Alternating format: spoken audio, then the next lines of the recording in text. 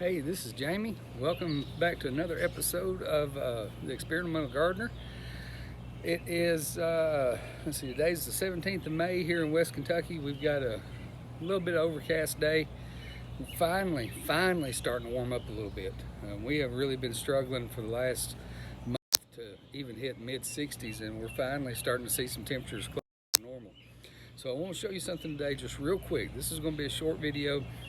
But I've mentioned before that sunny spots in my backyard and my garden are at a premium. So when you can't grow out, you grow up. And so what I'm going to do today, and I'm going to show you how to do it. This is something you can do if you've got a fence in your backyard and you're looking for to add some square footage. I'm going to take this fence right here behind my grape arbor, and I'm going to turn it into a salad wall. I'll be able to walk out here and just pick salad greens right off of that fence, and I'm going to show you how to do it. So here's the materials I've gathered up this morning. I went and I picked up one treated 2x4. I got a 12-footer because I've measured the distance between my top rail and the bottom rail down next to the ground, and I'm going to attach a 2x4 vertically on each side of the planter boxes that I'm going to use.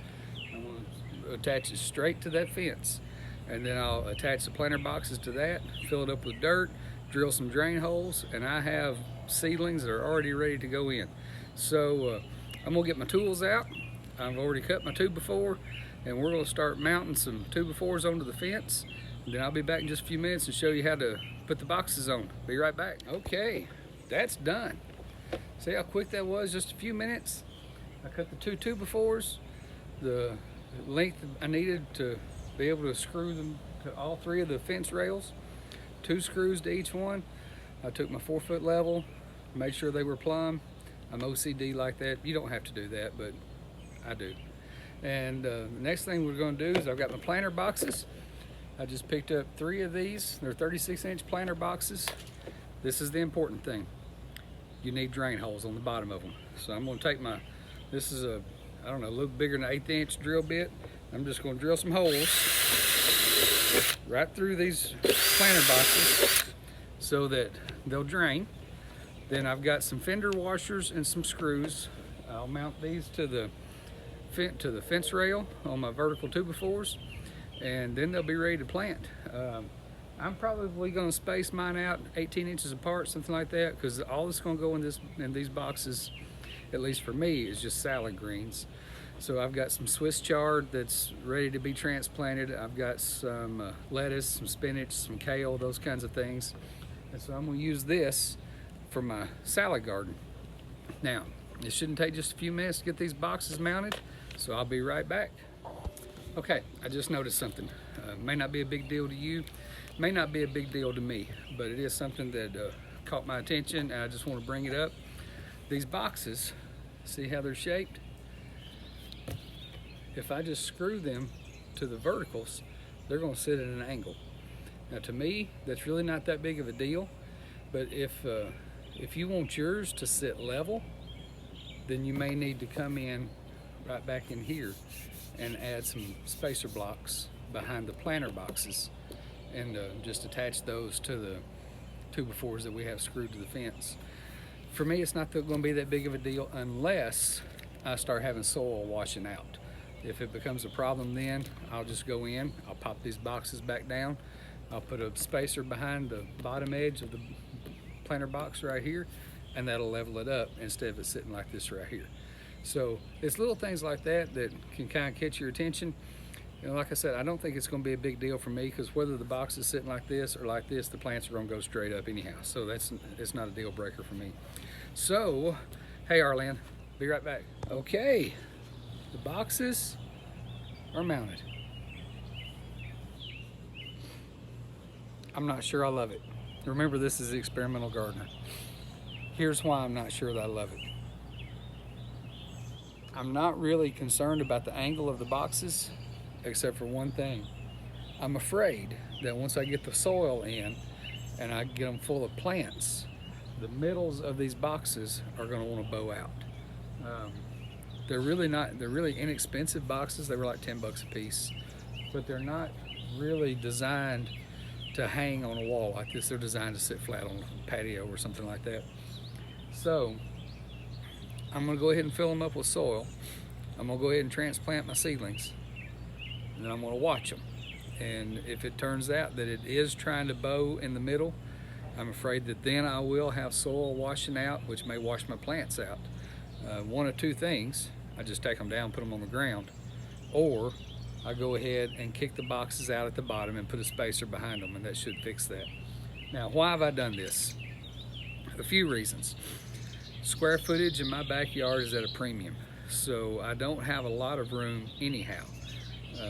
Then the square footage I have that's in good sunlight is even more rare.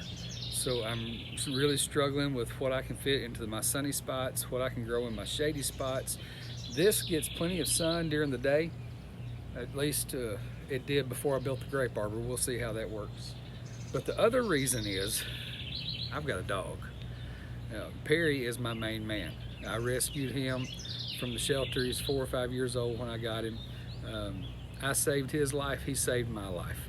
That boy, though, will hike his leg on anything he sees out in the yard. I don't really want him hiking his leg on my salad greens. You know what I'm saying?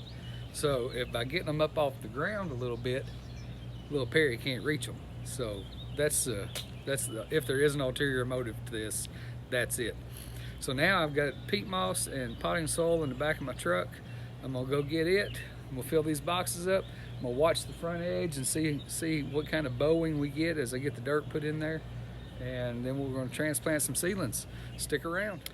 And there we go. They are mounted and planted. Now you can see that the middle one is actually trying to bow a little bit. I went ahead and fixed it.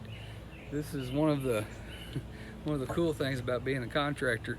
It just so happened that in the back of my truck I had some porch rail balusters that were left over from the project I did in the project I did here in the backyard last Monday, and they were the perfect thickness to push those boxes out the bottom and level them up. So I went ahead and mounted those. I don't know if you can see them or not, but they're right there, right underneath the boxes on the back side. That's pulled the boxes up, leveled them out. I have filled them with my potting mix. Now this time is one I've never bought this one before. Usually I would use compost or something like that, but my compost is not quite ready yet. So this is a Miracle-Gro 4 raised beds, and it is made up of all kinds of stuff: compost, poultry litter, alfalfa meal, bone meal, processed forest products. So it's got a peat moss in it, all kinds of stuff in it. And if you can smell it, you can smell the poultry litter in it. It's kind of rank. So hopefully everything's going to take off and grow now. I thought I had lettuce seedling starters, but evidently I've already put them in the ground somewhere. I need to find them. So I've transplanted my kale in the bottom, because we love kale around here. What's the soup? Zuppa Toscana. Oh, that's one of my favorites. And so I've got kale growing. I've got Swiss chard in the middle box, and then top box I've got spinach. My spinach this year has really been struggling. I just cannot seem to get it to go. I've planted 2 or 3 different times and it's just not working. So hopefully this planting is going to work, and we'll see. So I've got some beans and stuff to plant. I may have to move a few tomatoes around a little bit. I'm going to check and see how my potatoes are coming, and then we'll be back in the next week or so with another little video. Till then, happy gardening. Get your fingers dirty. Get out and enjoy the sunshine and grow food and not lawns. This is Jamie. If you like this video, give it a like, subscribe to my channel, share it, and I will see you later.